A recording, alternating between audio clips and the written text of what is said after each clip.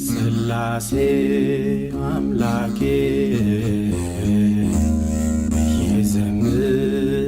ይዘምራለው ስላሴ አምባዬ ይቀኛለው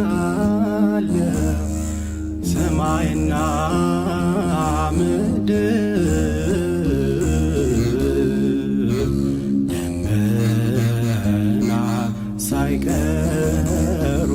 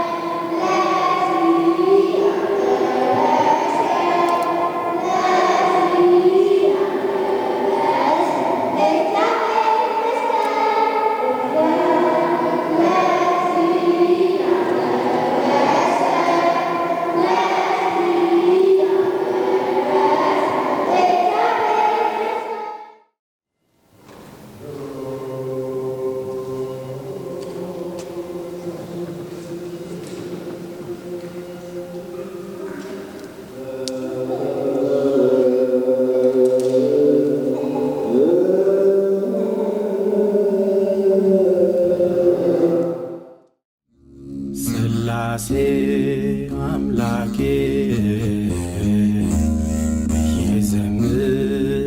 ይዘምራለው ስላሴ አምባዬ ይቀኛለው ሰማይና ምድር ደመና ሳይቀሩ አዝርዕት በእርሱ ተፈጠሩ።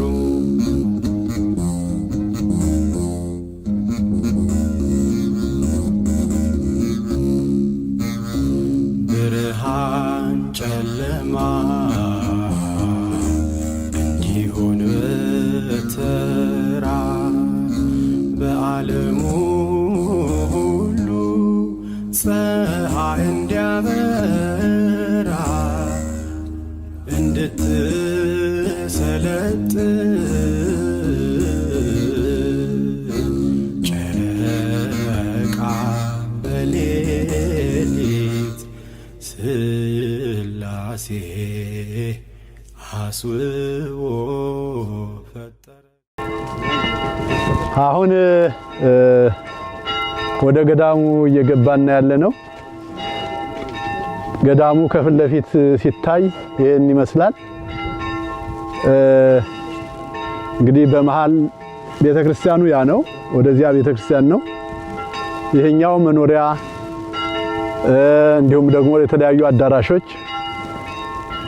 ለተለያዩ ለስልጠና ለጉባኤ የሚሆኑ መጠናቸው የተለያየ አዳራሽ አሉ። እንግዲህ ገብተን እናያለን።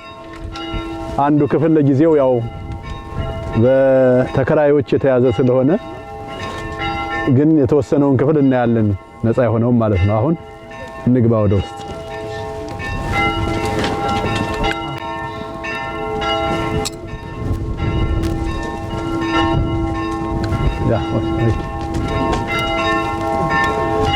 ያው እንደምታዩት እንግዲህ ቤተ መንግስት ነው የሚመስለው። አያያዙ በጣም ልዩ ነው። እንግዲህ ወደዚህ ነው እየገባን ያለ ነው።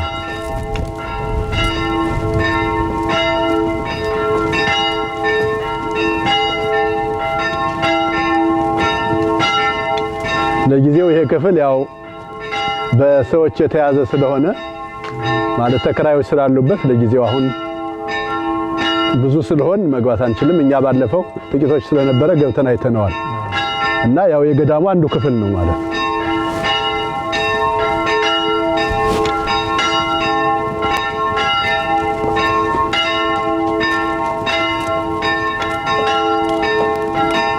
እንዲሁ የቤተ ክርስቲያኑ ደወል ድምጹን እያሰማን እንኳን ደህና መጣችሁ ይመስላል። የሚገርም ነው በጣም።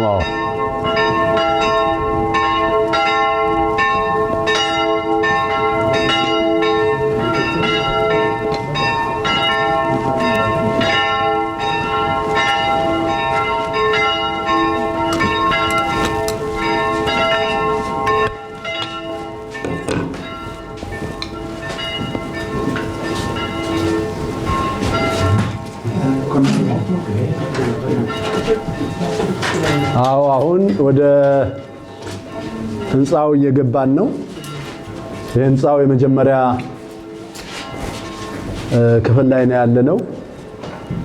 እንግዲህ በግራም በቀኝም ያሉት የተለያዩ ክፍሎች ናቸው። መጠናቸው የተለያየ ነው። ማረፊያዎችም አሉ። እንዲሁም ደግሞ ለአዳራሽነት ለተለያየ ነገር የሚጠቅሙ እንትኖች አሉ። እነዚህ አሁን ይሄና በግራና በቀኝ ያለው ያው ቅድም እንዳልኩት ሰዎች የሚኖሩበት ነው፣ ያንን ክፍል ጨምሮ። ስለዚህ አሁን ያው ግን መኖሪያ ክፍል ነው። ያው የዚሁ የገዳሙ ክፍል ነው ማለት ነው። አሁን ወደ ላይ እንወጣለን። አሁን ወደ ላይ ወደ አንደኛ ፎቅ እየወጣን ነው።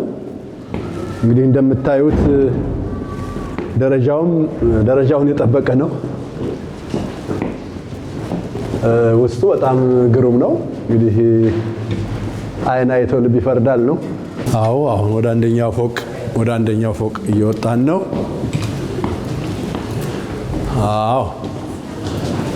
አንደኛው ፎቅ ያሉ ክፍሎችን እናያለን። እንግዲህ ከዚህ ወደዚያ ሲታይ እንግዲህ ርዝማኔውን ማየት ይቻላል። ርዝማኔውን ደግሞ እያዩ በግራና በቀኝ ያሉ ክፍሎች ምን ያህል ሊሆኑ እንደሚችሉ መቁጠርም እንችላለን። እንግዲህ በጣም ብዙዎች ናቸው። በዚህም በግራችን በኩልም እንደዚሁ ነው። አሁን ወደዚህ እንሄዳለን።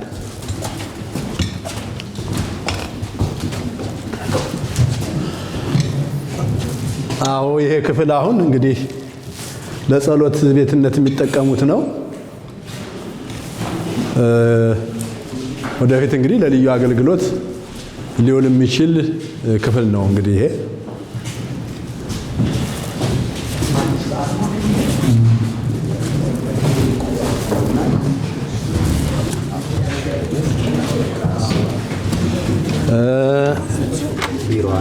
ይቺ ቢሮዋ ናት። እንግዲህ ወደፊት የሀገረ ስብከቱ ቢሮ ነው ማለት ነው። እንግዲህ ፈቃደ እግዚአብሔር ከሆነና የሁላችን ድጋፍ እንግዲህ ካለ ይኖራል ብለን ተስፋ እናደርጋለን፣ እናምናለን። ይሄ ጀምሮ እንግዲህ ወደዚህ የሀገረ ስብከቱ የአስተዳደር ክፍል ይሆናል ማለት ነው። ይሄም እንግዲህ በተመሳሳይ እንደምታዩት ነው።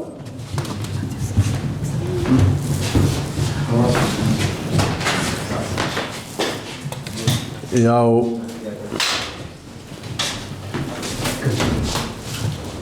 ይሄም እንግዲህ እንደምታዩት ነው። ያው መዛግብት ማስቀመጫዎች ያሉበት ይመስላል።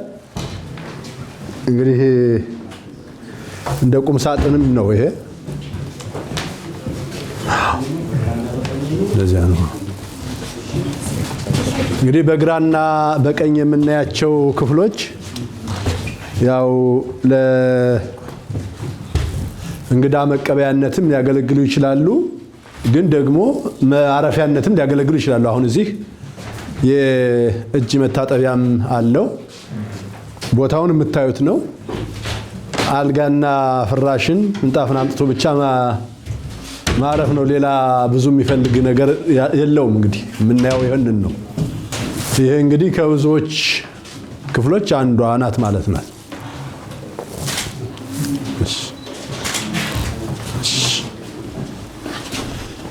ፊት ለፊትም ስንወጣ የምናየው ይሄውኑ ተመሳሳይ ነው። በእርግጥ ተመሳሳይ ክፍሎች ናቸው። ሁሉንም እንግዲህ አንድ ለአብነት ካየን የእናንተን ጊዜ ላለማጥፋት ይሄም እንደዚሁ አንድ ክፍል ነው። እንደውም እዚህ መኝታ ሁሉ እንዳለ ነውና ይቺ ጠበብ የምትል ክፍል ናት። እርግጥ አሁን ይቺ በቃ ያው ወደፊት ሱባኤተኞች በሚመጡበት ሰዓት ወይ እንግዶች በሚመጡበት ሰዓት እንግዲህ ለአንድ ሰው የምትሆን ክፍል ናት ማለት ነው። የው ማሞቂያውም እዚሁ አለ እና ሁሉ ነገር የተሟላለት ነው ማለት ነው።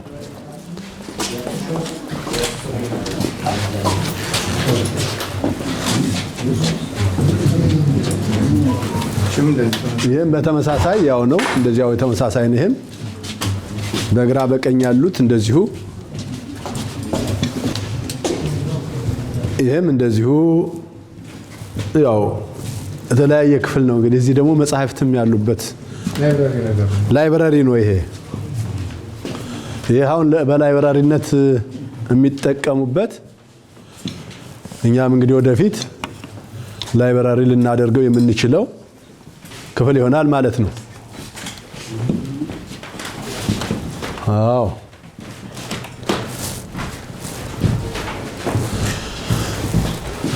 እንዲህ ወደፊት አሁን እየተጠቀሙበት እንዳለው ሊቀጥል የሚችል ነው። ይሄ በላይብረሪነት ማለት ነው። እንግዲህ ያው ከገዳሙ ወይም ከማዕከሉ ዓላማዎች አንዱ የጥናት፣ የምርምር፣ የትምህርት ማዕከል ይኖረዋል እያልን ስለሆነ የትምህርት ክፍል አንዱ ነው፣ የጥናትና ምርምር ክፍልም አንዱ ነው።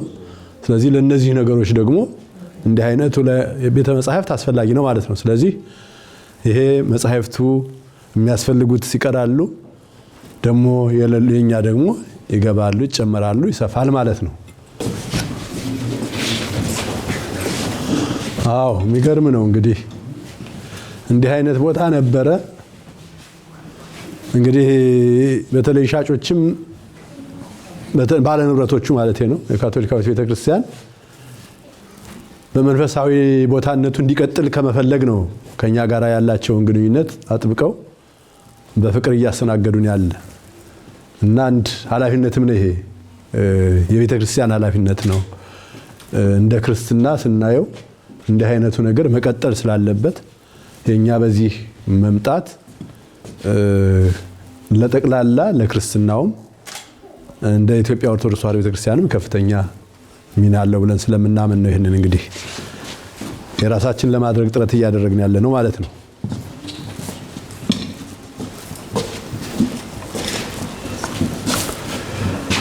ይሄም ራሱ አንድ ክፍል ነው። እዚህ ደግሞ ያው እንግዲህ ደከም ላለ ሰው ለማንኛውም ሰው ቢሆን የሚጠቅም ሊፍት አለ ማለት ነው። ስለዚህ ይሄም እንግዲህ የተሟላ ነው ማለት ነው። እዚህም ተለቅ ያለ ሰፋ ያለ ክፍል ነው። እንደውም ይሄ እንግዲህ ለልዩ ልዩ አገልግሎት ሊውል የሚችል ነው። አሁን የሰፋ ያለ ነው። ከማረፊያነትም ወጣ ያለ ለኮንፈረንስም ማካሄድ ቢያስፈልግ አነስ ያለ በተወሰኑ የወጣቶች ግሩፕ በሚመጣ ጊዜም ለነሱንም ለማስተማር ለምንም የሚጠቅም ነው። ይሄ ራሱ ትልቅ እንትን ነው ማለት ነው። እንግዲህ ያው ስንይዘው ለምን እንደሚሆን ያው በፕላን አውጥተን እንጠቀምበታለን። እንደው ያለውን ለማሳየት ያህል ነው አሁን ለዚህ የመጣ ነው። ልጆች ደስ አላችሁ? ደስ ይላል? የኛ እንዲሆን ትፈልጋላችሁ? በጣም ጸልዩ። እሺ፣ በጣም ጥሩ። እሺ፣ አዎ፣ ይሄ እንግዲህ ከቤተክርስቲያኑ ጎን ያለ ክፍል ነው። በዚህ ያው ቤተክርስቲያኑ እናያለን። ቅድም እንግዲህ ኋላ አሁን ሄደን የምንጸልይበት የወደፊቱ ቤተ መቅደሳችን የሚሆነው እዚህ ውስጥ ነው። ግን በቤተክርስቲያኑ በላይ ሳይሆን ከቤተክርስቲያኑ ጎን ነው ያለን። አሁን ከመቅደሱ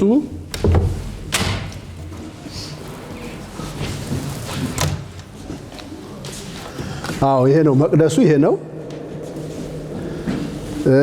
ወደዚያ ደግሞ ያው እንግዲህ ቅኔ ማህሌቱ ቅድስቱ ይኖራል ማለት ነው። እና አሁን ያለነው ከቤተክርስቲያኑ ጎን ላይ ባለ አንደኛ ፎቅ ላይ ነው ማለት ነው። ይሄ ነው። እንግዲህ ያው በግራ በቀኝ ክፍሎች አሉ። እንዲሁ በቀኝ በኩልም ደግሞ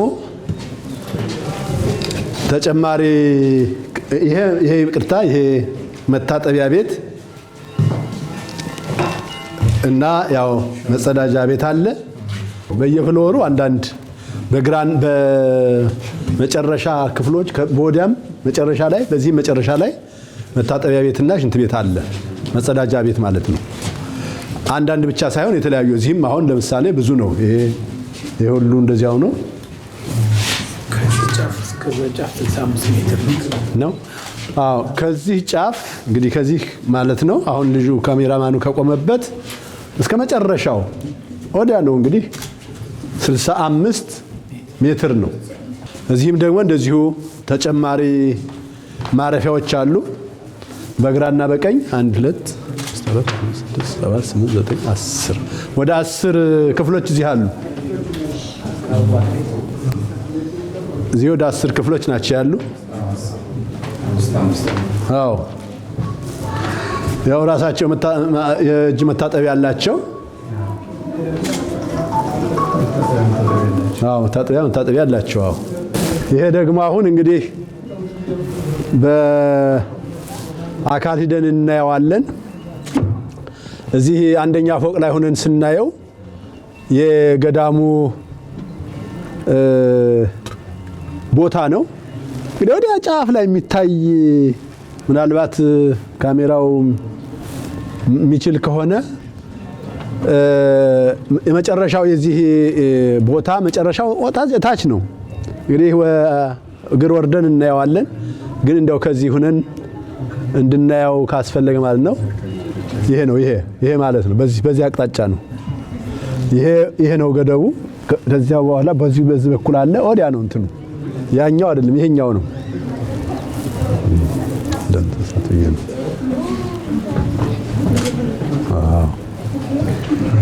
እንደምታዩት ይሄ ሁሉ ያው የእርሻ መሬት ነው። ምናልባትም ፈቃድ እግዚአብሔር ሆኖ እኛ ወደዚህ የምንመጣ ከሆነና ከዚህ አሁን ካለን በላይ የምንፈልግ ከሆነ ከዚህ ሁሉ የማግኘት እድሉ ይኖራል ማለት ነው። ነፃ ማለት ቤት አልተሰራበትም። ያው በገንዘብ ነው ልናገኘው የምንችለው። እናስፋፋው ብንል አቅማችን እስከፈቀደ ድረስ ለማስፋፋት የሚቻልበት አጋጣሚ እድል አለ ማለት ነው። ይሄ ነው። ከዚህ ወደዚያ እንግዲህ ምናልባት እዚህ ሆነን ስናየው ቅድም 65 ሜትር ያልነው ወዲያ ጫፍ ድረስ ነው። ከዚህ ጫፍ ወዲያኛው ጫፍ ድረስ ማለት ነውና ያለው ነገር ይሄ ነው። እንግዲህ የዚህ አይነት እንግዲህ ታችም አለ ላይም አለ እና እንግዲህ የክፍሎችን ብዛት የቦታውን ስፋት በዚህ መገመት ይቻላል ማለት ነው። እሺ አሁን እንቀጥላለን። ስላሴ አምላኬ ይዘምራለው፣ ስላሴ አምባዬ ይቀኛለው ሰማይና። አሁን ወደ ሁለተኛው ፎቅ እየወጣን ነው።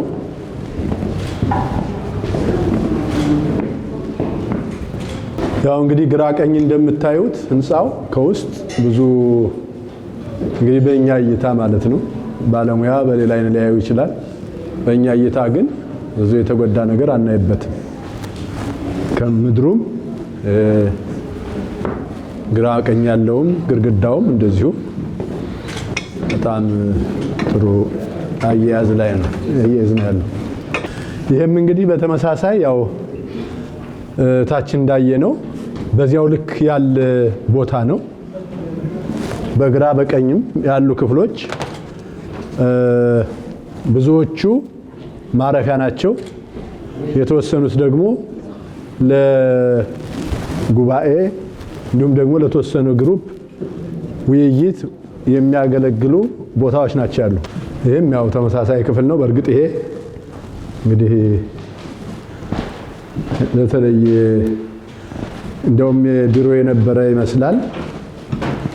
የተለያዩ የስልክም ኢንተርኔትም እንትን መስመር ያለው ክፍል ነው። ቅድም እንግዲህ ስንገባ ያየነው ይሄንን ነው። መግቢያው ማለት ነው ይሄ ነው። ገዳሙ ፊት ለፊቱ ይሄ ነው። አሁን እንደውም ክረምት ስለሆነ ዛፎችም ያው የምታዩቸው ተራቁተዋል እንጂ በጋ ሲሆን ዛፎችም ይለመልማሉ። ከኛ ሀገር በተቃራኒው ነውና ያምራል። የሚያምር ነው። አሁንም እንዳለ ስናየው በጣም እጅግ የሚያምር ነው። ይሄ ነው። አዎ እነዚህም ክፍሎች ያው ለማረፊያነት የሚያገለግሉ ናቸው። እንግዲህ ዳህ ይባላል። ይሄ ማን ነው? ባጥ ነው። ይሄ ግድግዳ ነው። በጣም ከዚያ ጋር የተገናኘ ነው ቦታው ማለት ነው። አሁን ወደ እዚህኛው ስንገባ በቀኝ በኩል ያየነውና በሰዎች ተከራይተውት አሉበት ያልነውን ህንጻ ነው አሁን እየሄድን ያለነው። የተወሰነውን ክፍል አይተን እንመለሳለን ወደዚሁ። ምክንያቱም ሰዎችን ያው እንዳንረብሽ በሚል ነው፣ ሌላ አይደለም። ምክንያቱም በዚህም መውረጃ አለው፣ ቅድም በመጣንበት ብቻ ሳይሆን ማለት ነው። እንግዲህ በዚህም መውረጃ አለው። አዎ እንግዲህ ይሄ ደግሞ የተለየ ክፍል ነው። የሚያስገርም ነው በእውነት። ይሄ ቅድም እዚያኛው ላይ ሊፍት አይተናል። እዚህም ደግሞ ሌላ ሊፍት አለ። የተለያየ አዳራሾች ናቸው እነዚህ። አዎ እነዚህ እንዳለ ያው እዚሁም እንደሚታየው ትምህርት የሚሰጥባቸው ውይይት የሚደረግባቸው ክፍሎች ናቸው። ይሄ ሆኖ እንግዲህ አንዳንድ ትልልቅ ጉባኤዎች ሲደረጉ በቡድን እየተሰበሰበ ሰው የሚወያይባቸው ቦታዎች ናቸው። በተወሰነ መጠንም ደግሞ ሰዎች ተሰብስበው አንድ ተናጋሪ ወይም እንደዚህ 2-3 ተናጋሪዎች መጥተው ንግግር የሚያደርጉባቸው ቦታዎች ናቸው ማለት ነው። አሁን ከዚህ በኋላ ሰዎች ስላሉበት እንግዲህ አይተነዋል ለአብነትም ያለውን የሚሆነውን ነገር። ስለዚህ ወደዚያው ወደ ቀድሞ እንመለሳለን ማለት ነው። አሁን ያየነው 37 ክፍሎች የምኝታ ማለት ነው። አንድ ትልቅ አዳራሽ አለ ማለት ነው እዚህ።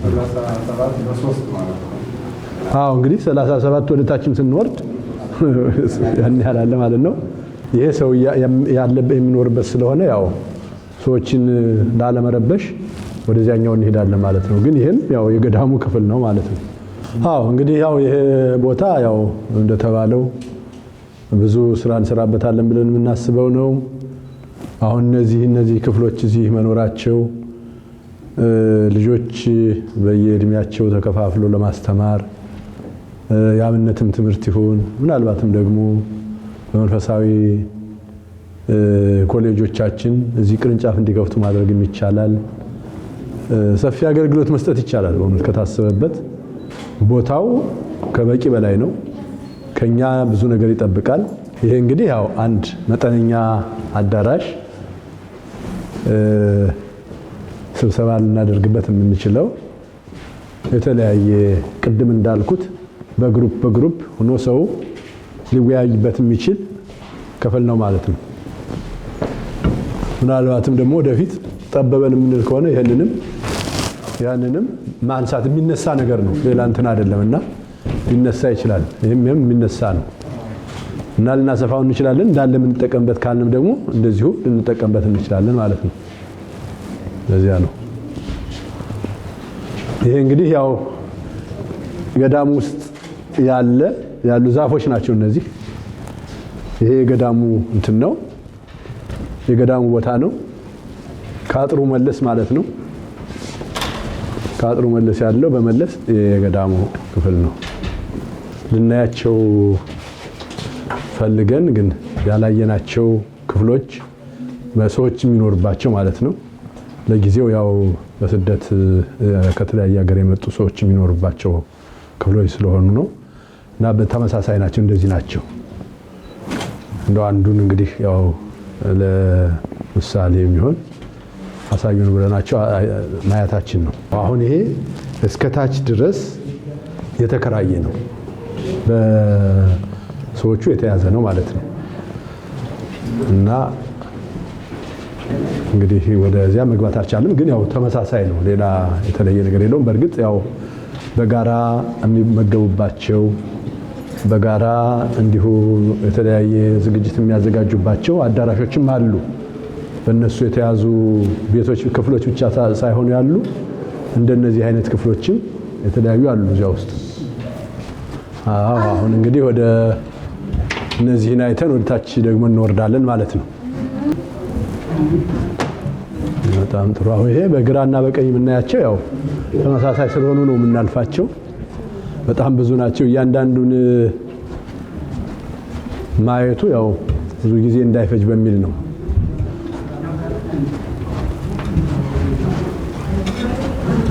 በቁጥር አሁን እነዚህ እዚህ ላይ ያሉ 37 ተብሏል መሰለኝ። አሁን እንደዚያ ነው። እንግዲህ ይሄ ምድርም አለ፣ አንደኛው ፎቅ አለ፣ ይሄኛው ደግሞ ሲጨመርበት እንግዲህ ሶስቱንም መደመር ነው።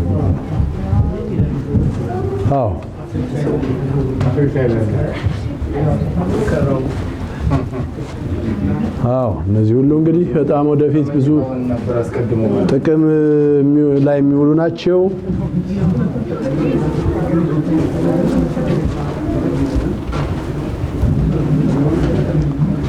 ተመሳሳይ ነው።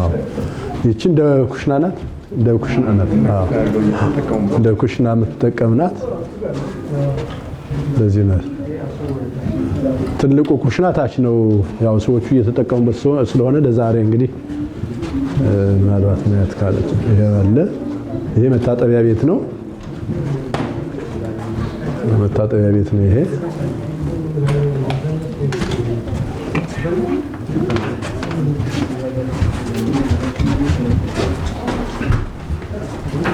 ይሄ መታጠቢያና መጸዳጃ ቤት ነው።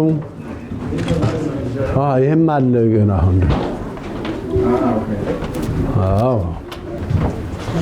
ይሄም እንግዲህ ለአዳራሽነት ልንጠቀመው የምንችለው ክፍል ነው። እዚያው በቀኛችን የምናየው ቁምሳጥን ነው። እዚህ ደግሞ አንድ አነስ ያለች ክፍል አለች። ይሄ ደግሞ ያው ጉባኤ ለማድረግም በደንብ አጸዳድቶ አነስተኛ አነስ ያለ ነው። ግን ያው በቃ በጣም ብዙ ስራ የሚሰራበት ነው።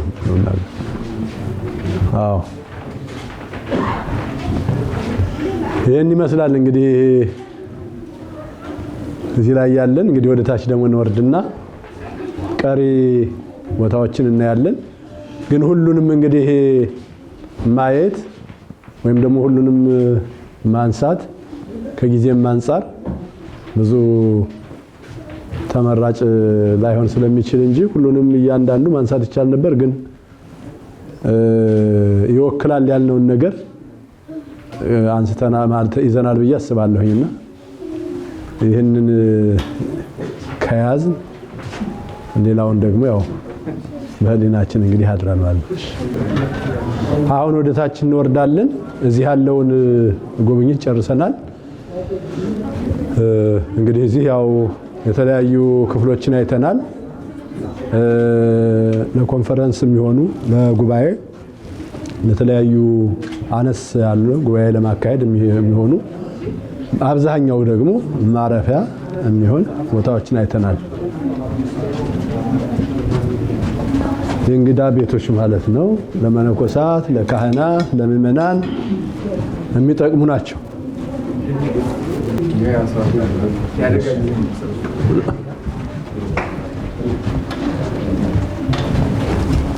ዋው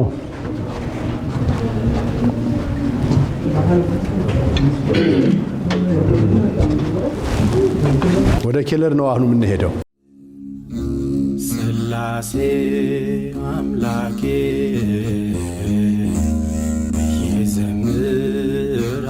እየዘምራለው ስላሴ አምባዬ እየቀኛለው ሰማይና ምድር ደመና ሳይቀሩ አእዋፍ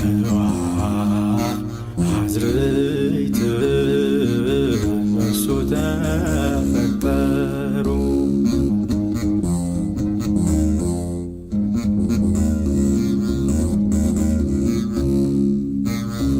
ብርሃን ጨለማ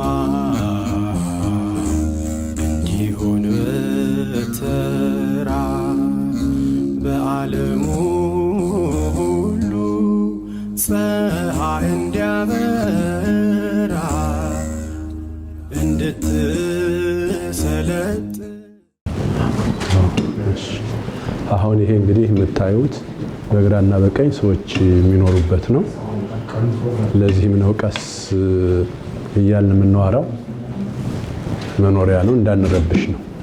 ፈጠረ ከዋክብት ስላሴ አምላኬ እየዘምራለው ስላሴ። አዎ ይሄ እንግዲህ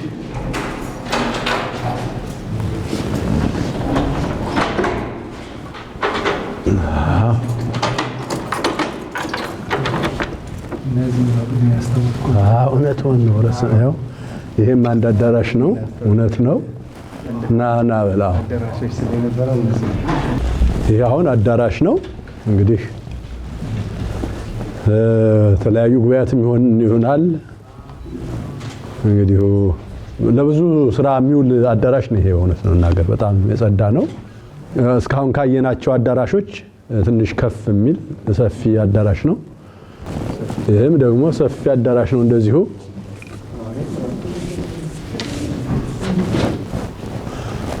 ለጊዜው አሁን የተለያየ እቃ ስላለበት ነው እንጂ ይህም ትልቅ አዳራሽ ነው። እንደውም ከኩሽና ጋር ነው ይሄ። ይሄን ኩሽና ማድረግ እንደው ያው እንትኖችን እቃዎችን ገዝቶ ማስተካከል ነው እንጂ ኩሽና ነው። ይሄም ለኩሽና የሚሆን ነው። በጣም ግሩም አዳራሾች ናቸው አሁን እነዚህና ያ ያየነው አዳራሽ። በተለይ ደግሞ መሃሉን መመገቢያ አዳራሽ። አዎ የበፊቱ እንግዲህ ያው የእናቶች መመገቢያ አዳራሽ የነበረ ነው የሚሉት። ያኛው ደግሞ እንግዲህ ያው ጉባኤ የሚያደርጉበት አዳራሽ ነበረ ማለት ነው። ይሄ እንትናቸው ነው፣ ኩሽናቸው ነው ማለት ነው። አሁን እንግዲህ ከአዳራሽ እየወጣን ነው። ያኛው አዳራሽ ያ ነው። ያ ሁለተኛው አዳራሽ ይሄ ነው ማለት ነው። እንግዲህ ያየ ነው። ይሄ በዚህ በኩል እንግዲህ ያው የሰዎቹ መኖሪያ ነው ለጊዜው ማለት ነው። ለወደፊት እንግዲህ ያው አሁን ደግሞ ጣራው አካባቢ አንድ ቦታ ስላለ እሱን ለማየት እየሄድን ነው። ሳናየው ወርደን ስለነበር ማለት ነው። ስላሴ አምላኬ እየዘምራለው ስላሴ አምባዬ። አዎ ይሄ እንግዲህ ጣራው ነው። ምናልባት ወደፊት አቅም ከተገኘ አዳራሽ ሊሆን የሚችል ነው። ትልቅ አዳራሽ ሊወጣው ይችላል። ከዚህ ጀምሮ እስከዚያ ድረስ ጥሩ አዳራሽ ሊወጣው ይችላል። ለዚህ ያለው ይሄ ነው እንግዲህ ሥላሴ አምላኬ ይዘምራለው። አሁን እንግዲህ እየወረድን ነው። ወደ ውጭ እንወጣለን። ሥላሴ አምላኬ ይዘምራለው። ሥላሴ አምባዬ ይቀኛለው። ሰማይና ምድር ደመና ሳይቀሩ አእዋፍ አዝርዕት በእርሱ ተፈጠሩ። ከህንፃው በጀርባ ወዳለው እና ሰፊ ወደሆነው ገዳሙ ቦታ ነው እየወጣን ያለ ነው። አሁን እንግዲህ በቀኛችን በኩል ይሄ ነው አጥሩ። ይሄ በር ይታያል ወደዚህ። ይሄ ነው ያው ህንፃው ከውጭ ሲያዩት ይሄን ይመስላል። ሸክላ ነው እንግዲህ ባለሙያችን እንዳሉን ያው በጥሩ ሁኔታ ላይ ያለ ብለው ነው የነገሩን። በግራ በቀኝ በዚህም በኩል ያው ያለው እንደዚሁ ተመሳሳይ ነው። አሁን እኛ የነበርንበት ይሄ እንደገና ይሄ ነው።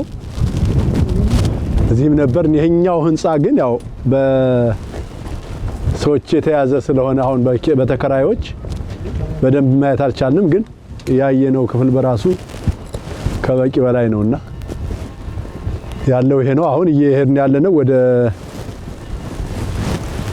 በጀርባ ካለው ቦታ ነው ማለት ነው። ያው እንግዲህ ገና ጽዳት ምን ይጠይቃል። ይሄ ነው ያለው። አሁን ያው በግራችን ያው ህንፃውን ነው የምናየው። በቀኛችን በኩል ደግሞ ቦታው ነው። የቦታው ስፋት እንግዲህ ወደ 17400 ካሬ ሜትር አካባቢ ነው የተባለ። ለልዩ ልዩ አገልግሎት መስጫነት ልንጠቀምበት የምንችል ቦታ ነው። አሁን ቦታውን እንዳጠቃላይ ማየት ነው የፈለግነው። ተመልሰን ወደዚሁ እንመጣለን። እንግዲህ ዕቃ ቤት ክፍሎች ናቸው እነዚህ ይመስሉናል። እነዚህ ይሄኛው ደግሞ ያው እንግዲህ የምታዩት ሳይክሉ ምኑ ተቀምጦበታል። በግራ በኩል እንግዲህ ያው እንደምታዩት ብዙ የሚቀሩ ስራዎች አሉ። በደንብ ከጸዳ እንግዲህ ይሄ በተለይ በበጋ ወቅት የተለየ ቦታ ነው የሚሆነው። ልጆች እንዲጫወቱበት ለጉባኤ እንኳን ራሱ በበጋ እዚህ ማድረግ ይቻላል። ምንም በግራ በቀኝ የሚረበሽም የለም። በቃ ልዩ ልዩ ዝግጅት ማድረግም ይቻላል። ያው በዓለ ንግስም በሚኖርበት ሰዓት ወደዚሁ መጥቶ ታቦትም እዚህ አምጥቶ አዝሮ ትምህርቱን ምን መስጠት ይቻላል። እንደ አውደ ምሕረት መጠቀም ይቻላል ማለት ነው። በእርግጥ ፊት ለፊትም አለ፣ ግን ያማይበቃ ከሆነ ይሄ ደግሞ በብዙ ሺህ የሚቆጠር ሰው የሚይዝ ቦታ ነው ማለት ነው። ግራችን በኩል እንደምታዩት አጥሩ ነው። ይሄ ዙሪያውን የታጠረ አጥር ነው። አጥሩ በራሱ በጣም ጠንካራ ነው። በሸክላ ነው የታጠረ። እንግዲህ አሁን ይሄን ስራ ቢባል በዚህ ዘመን ምን ያህል ሊያስወጣ እንደሚችል መገመት ይቻላል። እና ያው እንግዲህ በቀድሞ ዘመን የነበሩ ጠንካሮች ስለነበሩ መውጣት የሚገባውን ነገር ሁሉ አውጥተው ሰርተውታል ማለት ነው። እና በጣም ጥሩ ሆኖ የተያዘ ቦታ ነው። እነዚህ ደግሞ እንግዲህ ያው ለተለያዩ እቃዎች ማስቀመጫዎች ናቸው። ምናልባት እዚያ ደግሞ እንዲህ መኪናም ይመስለኛል ማስገባት የሚችሉ ቦታዎች እንዳሉ አይተናል አይደል? ባለፈው ትራክተር ምናምን እዚህ አስቀምጠው እዚህ አካባቢ አሁን እነዚህ የመኪናም ሊሆኑ ይችላሉ። እንግዲህ ያው በግራ የምናየው እንደተባለው ያው የመኪናም የተለያዩ እቃዎች ማስቀመጫ ነው። በቀኝ በኩል ደግሞ እንግዲህ የተለያዩ አትክልቶችንም መትከል ይቻላል። በበጋ ደግሞ በዓል ማዘጋጀት ይቻላል፣ ጉባኤ ማዘጋጀት ይቻላል። በተለይ ደግሞ አሁን ወደፊት ስንሄድ ደግሞ የምናየው የልጆች መጫወቻ አለ። አሁንም ያሉ የሚጫወቱበት አለ። ሰፋ አድርጎ መስራትም ይቻላል። ብቻ ለብዙ አገልግሎት የሚውል ቦታ ነው። እንግዲህ እንደምታዩት እኛ ለምናስበው ላቀድነው እቅድ በቂና ከበቂ በላይ ነው ቦታው። ይሄን ይመስላል እንግዲህ አሁን እዚህ ልጆች እንደውም ኳስ የሚጫወቱበት ሜዳ አለ። እዚህም ላይ አሁን ያሉ ልጆች እንግዲህ የሚጫወቱበት ነው። በአጠቃላይ እንዳልኩት የቦታው ስፋት በካሬ 17400 ነው። እንደምታዩት ህንጻው እዚያ ነው ያለ። ከዚያ በኋላ ደግሞ ያለውን ቦታ እንግዲህ የምናየው ነውና በጣም ሰፊ ቦታ ነው። ከተጠቀምንበት ብዙ ልንሰራ የምንችልበት ቦታ ነው። እንግዲህ ይሄንን ቦታ ነው ለማግኘት ጥረት እያደረግን ያለ ነው። ፈቃደ እግዚአብሔር ከሆነ እንግዲህ ያው ወደፊት የኛ ሆኖ እናየዋለን ደግሞ ማለት ነው። አሁን እየሄድን ያለ ነው በቤተ ክርስቲያኑ በቀኝ በኩል ስንሄድ ማለት ነው የምናገኘውን መካነ መቃብር ነው የምናገኘው። ከ450 ካሬ ሜትር በላይ ነው መካነ መቃብሩ። በእርግጥ እንግዲህ ሰፊ ቦታም ስላለ ወደፊት እንደ ሁኔታው ሊሰፋ የሚችል ነው። ግን አሁን ወደዚያ ነው የምንሄደው። እንግዲህ ስላሴ አምላኬ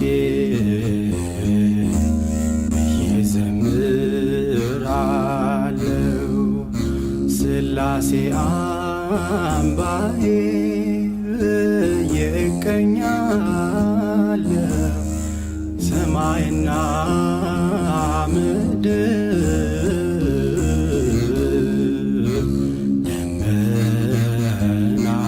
ሳይቀሩ አዝርዕት። እንግዲህ የጉብኝታችን የመጨረሻ ክፍል የሚሆነው ያው ቤተክርስቲያን ተገኝተን ቤተክርስቲያኑን በደንብ ጎብኝተን እዚህ አጭር ጸሎት አድርገን ነው እንግዲህ ይሄ የምንለያየው ማለት ነው። ይሄም እንደዚህ እንደምናየው እንግዲህ የመጸዳጃ ክፍል ነው። ይሄ የህንጻው ትልቁ ኩሽና ቤት ነው። አሁን ግን እነዚህ ያሉ ሰዎች ያው ስደተኞች ናቸው። እያንዳንዳቸው በጋራ መጠቀም ስለማይችሉ ለእያንዳንዳቸው ተሰጥቷቸው እንጂ እቃ ሁሉ አለ ተቀምጧል። እዚህ ነግረውናል ማለት ነው። እና በጣም ሰፊ ነው፣ ዘመናዊ ነው። ይሄ ሁሉ የኩሽናው አካል ነው። የመታጠቢያው የምናየው ነው።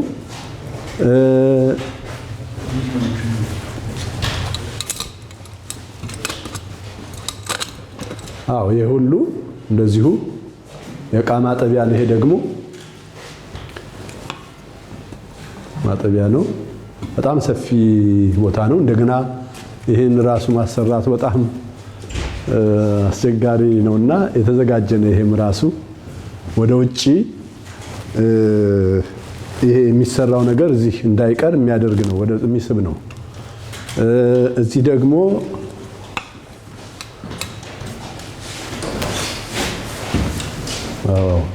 በቃ የተለያዩ ክፍሎች ናቸው።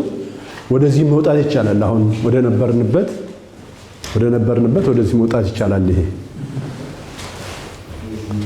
አሁን የምንሄደው የጋራ መመገቢያ ወደ ሆነው አዳራሽ ነው የምንሄደው። አሁን መንገዱ ዊልቸርም እንዲሄድበት ተብሎ የተዘጋጀ ነው፣ ወደዚህ ለመግባት እንዲያመች ማለት ነው።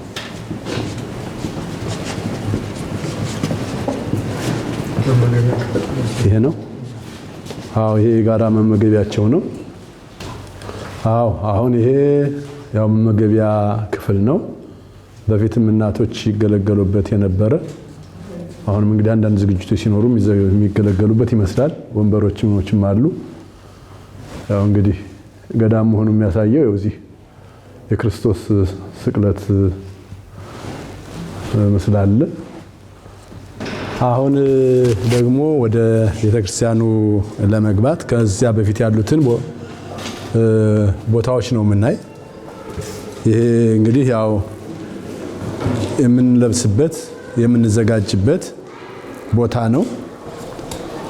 እንግዲህ ይሄ በጣም ጥንታዊ የሆነ እንጨት ነው። በጣም ልዩ የሆነ ቁም ሳጥን አለ። እዚህ ይለበሳል። እንግዲህ ያው በእነሱ ስርዓት ማለት ነው። ለኛም ቢሆን ያው እንግዲህ ይሄ እንደ ንዋየ ቅድሳት ክፍል ማለት ነው። እንደ ንዋየ ቅድሳት ክፍል የሚሆን ነው ይሄ እና በጣም ግሩም ነው። እንግዲህ አሁን ወደ ቤተክርስቲያን እንገባለን ማለት ነው። አሁን ወደ ቤተክርስቲያኑ እየገባን ነው። ከንዋየ ቅድሳት ክፍሉ ወይንም ከመልበሻ ክፍሉ ማለት ነው። አሁን ደረስን ማለት ነው። እንግዲህ ስላሴ አምላኬ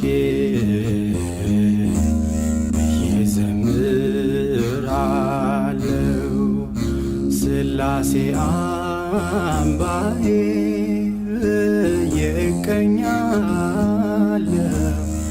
ሰማይና ምድር